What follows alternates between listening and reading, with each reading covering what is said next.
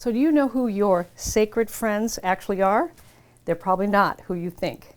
Hi, I'm Mary Morrissey, author of 2 best-selling books, No Less Than Greatness and Building Your Field of Dreams, which became a PBS special.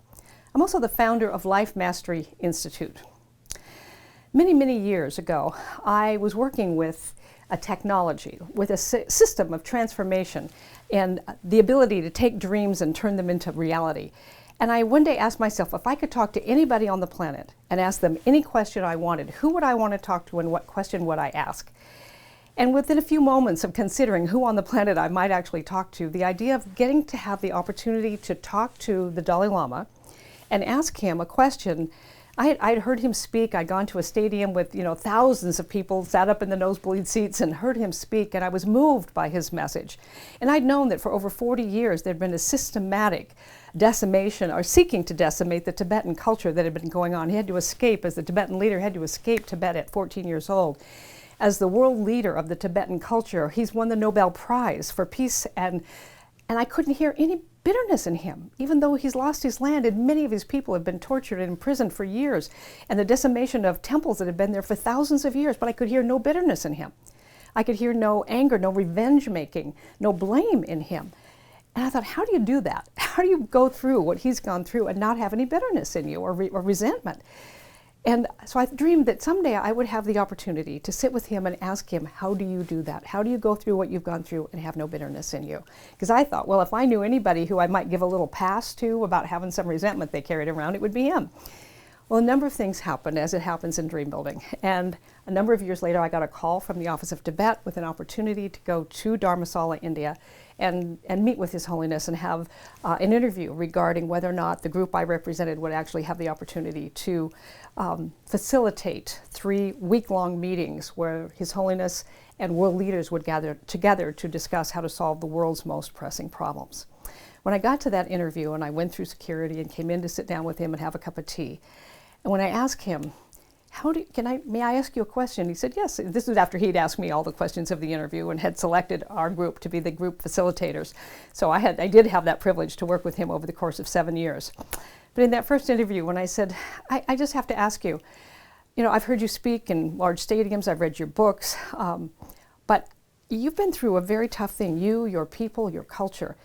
And for 40 years this has been going on, and yet I can't find any resentment in any of the wavelengths of your messaging or the words you use or the way you, how do you do what you do? How do you not have any resentment in you considering what you've been through?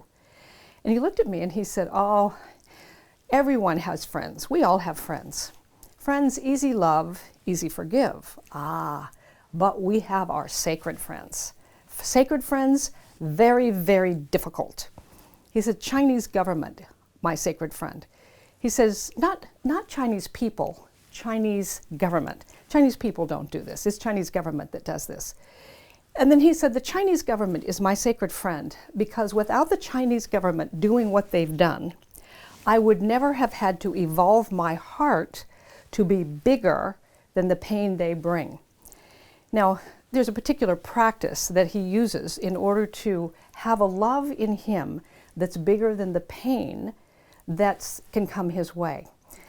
And the idea that I had some sacred friends, I hadn't evolved my heart bigger than the pain that I had felt in some of the interactions I had with them spoke to me. And I began to think that if he is able to have a heart free from resentment with the kinds of things he'd been through, and I searched my own heart and I knew that I still had resentment, which was why I really was interested in asking him, how do you do it? I began to apply some of the things he taught me and bring them into my own life. And that's what I wanted to bring you today. As you look back over the landscape of your life, you'll notice that there are some people or some circumstances or some situations that when you remind yourself of them or you think about them, there's this feeling of constriction, or that wasn't fair, or I wish it happened differently, and a feeling of containment, an emotion of constriction that comes over you. If we shift our perception just for a moment and say, what if the gift of this opportunity, in my life is the gift of learning a larger love than the pain that incident caused me or I was engaged in. So one of the things you can do is say, well, while I wish this hadn't happened, and frankly, I never want it to happen again, what possible learning can I take from this experience? What possible good could there have been in this experience? And for His Holiness, of course, the possible good is that he transforms his relationship with the idea of what's going on so that he works vigorously for the freedom of Tibet. But he walks in the freedom of resentment, and he walks in the freedom of bitterness. He walks in love. And that's something that you and I can each learn to do. Every one of us has some sacred friends from our past.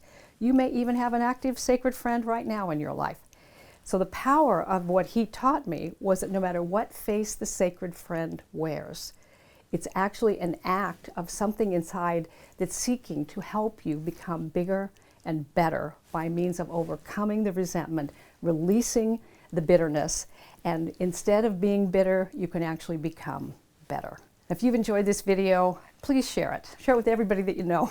And then after watching the video, looking at the people in your life, who do you think right now might be one of your sacred friends? You may not want to say their name or print it here in the section below, but if you talk about something you're learning by having a sacred friend, it's going to help every single one of us who reads these comments grow and learn together. And that's the purpose of this channel.